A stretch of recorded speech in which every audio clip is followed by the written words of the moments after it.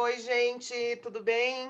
Bom dia, boa tarde, boa noite, pessoal do canal Paz e Bem, da Pós TV 247 e do canal Filosofia em Movimento, né? Então, hoje é o último vídeo sobre a série, sobre o olhar, psicologia, olhar, comportamento, olhar e fenômenos da consciência, né? Com base nesse livro, que é o livro do José Ângelo Gaiarsa, que se chama O Olhar, né? Então, hoje é o último. Acabando, gente. Então, vamos lá. Então, hoje a gente vai falar sobre orientação, direção e sentido, que é a psicologia do sentido. Se eu fosse dar um nome para a teoria do Gaiarsa, aliás, já dando, né? Seria a psicologia do sentido, é a psicologia do sentido. Claro que essa é a minha leitura, é o modo como eu trabalho com alguns aspectos da teoria que o Gaiarsa propõe sobre o corpo.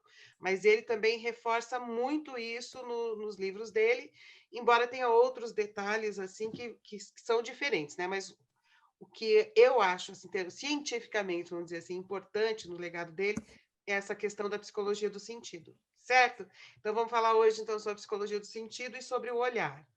Aí ele diz assim, então, né, nessa página 135, orientação, direção e sentido.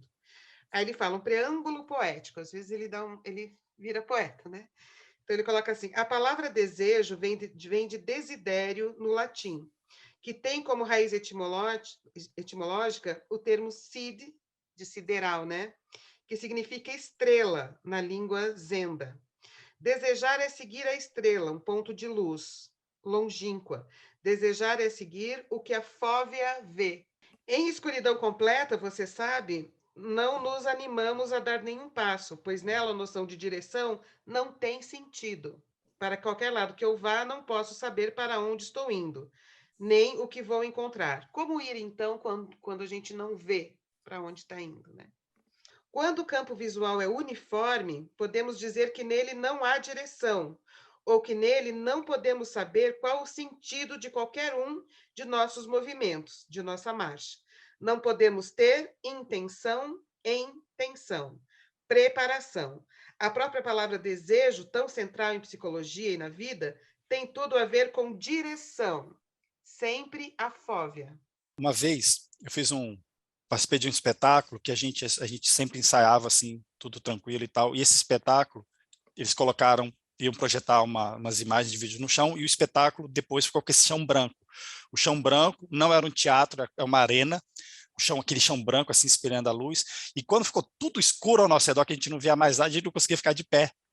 Ninguém ficava de pé lá, a gente tentando fazer a dança, a gente caía, o coral ficou irritado. Gente, a gente precisa ver alguns pontos, a gente precisa de pontos para a gente se orientar. Exato, Porque quando você vê o que literalmente. está É. exato, a gente não conseguia ficar de pé. Assim, era muito assim, eu acho também pelo chão, tá tão claro, a gente ficou assim, meio que flutuando no espaço. Pessoas, né, que possam ter uma deficiência visual, elas vão encontrar compensações de orientação na audição, no olfato, muitas usam um cachorro, né, como apoio, mas se você tem um olho que está funcionando, a dependência do olhar é bem gigante, né, bem grande, né? Não, e é isso, é aquela dança que a gente sabia executar a dança, quando a gente sabia executar a dança, quando a gente via o que estava ao nosso redor, mas de repente, tudo que estava ao nosso redor virou um breu. Não era que a gente via as coxis, a gente via assim, aquela coisa do teatro, não, era uma arena e de repente tudo ao redor era escuro. Você olhava assim, era, né? O imediato dava para ver o imediato ali no palco, mas depois do palco era um breu, que a gente não ficava de pé. E aquilo que a gente sabia fazer, a gente desaprendeu. Não dava para fazer, não dava para ficar de pé, se equilibrar numa perna, fazer os movimentos lentos, não dava.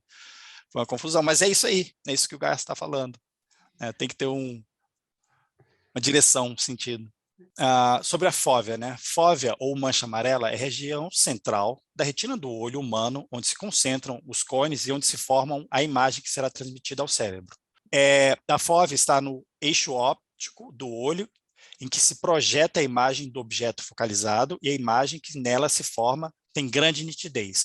É a região da retina mais altamente especializada para a visão de alta resolução. A fóvea contém apenas cones e permite que a luz atinja os fotorreceptores sem passar pelas demais camadas da retina, maximizando a acuidade visual, que é a capacidade do olho de distinguir entre dois pontos próximos.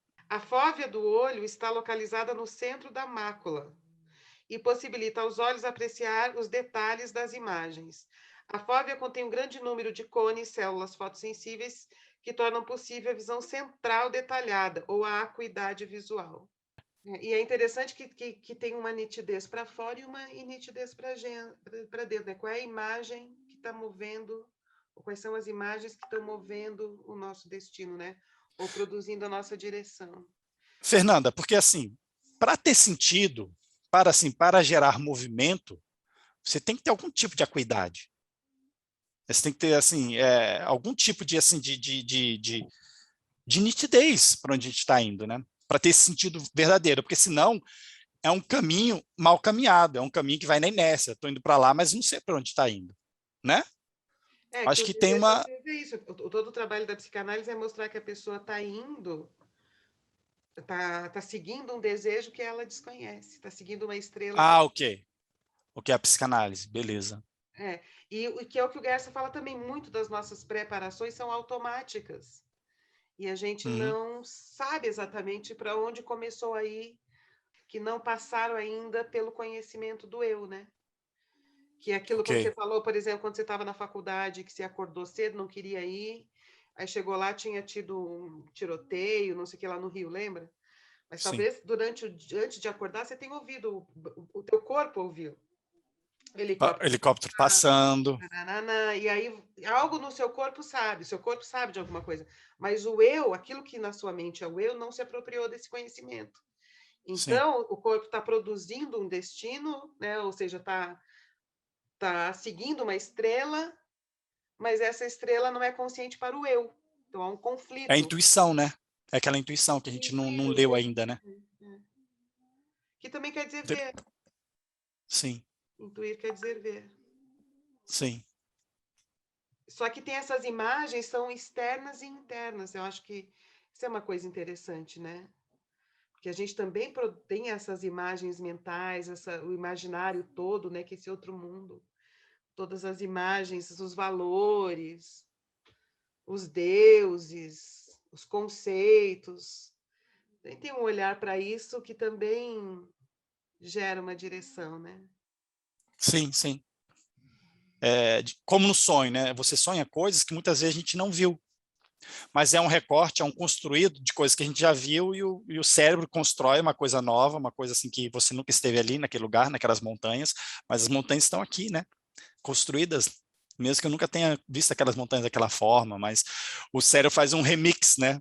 Dá uma juntada de um monte de coisa, faz uma colagem e você tem aquelas imagens, aquela sequência cinematográfica, né? Criada ali, né? Que poderia, assim, é vista, a gente enxerga, mas enxerga com o olho interno, né? Vamos continuar? Bora. Aí ele fala assim, ó. Nos dois casos, né? Ele está falando quando está tudo escuro, você não enxerga, igual o caso que você deu do teatro, né? É como se estivéssemos com uma venda nos olhos. Somos Pula. tomados, então, de um medo paralisante. Repito, ficamos paralisados, porque não que é o que você sentiu no teatro, né? Não sei por onde eu vou, não tem referência, né? Perdi o sentido de orientação, né? O imperativo categórico é não se mexa, ou implicitamente, cuidado. Qualquer movimento pode ser perigoso, de consequências imprevisíveis e incontroláveis. Aí ele diz, por isso se desenvolveu a mácula. A mácula é essa pequeníssima, do tamanho de um pingo de um i, de nitidez da visão. Que quando a gente está olhando para uma folha, o olho fica assim dançando para poder construir essa imagem nítida, nessa representação nítida na nossa mente. Né? Então, por isso que o olho fica se movendo assim, né? Ele não é parado. Para ele fica Uhum. como se ele ficasse pintando a página ou o objeto Varrendo, com né? a Assim, mácula, rastreando, varrendo né? com a mácula. Sim. Ah, tá, não. Por isso desenvolver a mácula. É para dar direção, sentido ou orientação ao movimento, na confusão ou na totalidade do cenário. No arqueiro, arco e flecha, as direções das linhas maculares convergem no alvo. As palavras direção, sentido, alvo e orientação não teriam sentido sem essa propriedade peculiar da visão da mácula e de fixar e isolar um ponto na paisagem ou na cena, na panorâmica dada pela periferia. Então, esse foi o primeiro vídeo, né? Periferia dá um panorama meio borrado e a mácula dá a precisão. E isso fica tendo um jogo constante, porque também se você muda o foco, muda o conjunto. Muda o objetivo da precisão, né? Você É. vai levando, né, Do sentido a do máquina. conjunto. Se meu objetivo agora é abrir a janela, todo esse conjunto se converge naquela direção de abrir a janela. Se meu objetivo é pegar um lápis, se o foco vai para o lápis, todo esse conjunto converge na direção do lápis. Então, há uma mudança de contexto, tem uma relação o tempo todo entre contexto e foco e direção. Que, Sim. que na Gestalt terapia era isso, a relação entre figura e fundo. Muda a figura, muda o fundo. Mas o que você estava falando aí de mudar o corpo muda, né? Dependendo do que você foca em fazer, do que você olha que você vai fazer, muda o campo todo de visão e o corpo se ajusta, né? Para ir para baixo, o corpo se ajusta para pegar lá em cima, o corpo se ajusta porque, né? Às vezes você percebe que está vindo um inseto, você já, né? Já É isso, se e o protege espaço vai daquele inseto. mudando, o espaço vai, É, a espacialidade subjetiva vai mudando também. É bonito isso. A questão com da certeza. espacialidade é central na teoria do Gaiarsa. É uma psicologia do espaço. Também seria um outro nome, psicologia do espaço. Sim, sim. Mas trata-se de uma fixação dinâmica paradoxica, porque sempre convergindo, ela segue o movimento do que está em movimento, do que é importante. Aí ele marca, né, importante, dá destaque para a palavra, permitindo assim a organização de todos os movimentos do corpo ou do gesto na situação. Quando o movimento do corpo se orienta pelo som ou pelo odor, o processo é diferente. Trata-se, então, de seguir a gradual intensificação do som ou do calor. Está ficando mais quente ou mais frio. O cheiro está mais forte. Não, tem uma questão de intensidade. Mas não tem, mas a direção não é precisa. Tem um certo grau de precisão, né? Assim, eles caminham em linha reta, assim, eles de olhos fechados, assim, eles se orientam bem, mas não vão ter a precisão de uma pessoa que enxerga, né? Assim, mas Mas talvez tenha mais noção são aptidões, né? é. Mas talvez isso, São mas tem mais noção aptidões. das intensidades. Os sons, os odores, temperatura, né? Trata-se, então, de seguir a gradual intensificação do som ou do odor, mas não há uma direção em sentido próprio, né? No sentido um foco dado pela mácula, né? E pela fóvea na mácula. Ele fala, o corpo ou o animal precisa ir tateando, movendo-se entre tentativas e erros para chegar lá. Tá, aí mais para frente ele fala assim, ó, que a atenção pode se fixar na audição, no tato, no sabor, nas tensões musculares ou nas palavras. Mas trata-se sempre de seguir uma linha em uma rede de linhas, ou seja, dessa rede, a gente fala das linhas que organizam a postura, né? Dos tensores musculares, das resultantes, dos vetoriais e tal. Ou uma possibilidade entre possibilidades, ou uma intenção em uma situação complexa. Porque os olhos tão necessários são muito amigos e assim se tornaram o modelo para, ou assumiram a função de, nos levar pelos caminhos, os de fora e os de dentro, pelo caminho das situações concretas variadas e complexas, ou pelos caminhos do pensamento, para não nos perdermos em palavras sem sentido, sem direção. Muito bom. E Unesco tem uma peça que os personagens. É uma peça inteira, que então, são 3 personagens. Eles falam, e não dizem nada. Você fica uma peça inteirinha assistindo 3 personagens falarem sem dizerem nada. Ou seja, sem direção, palavras sem direção.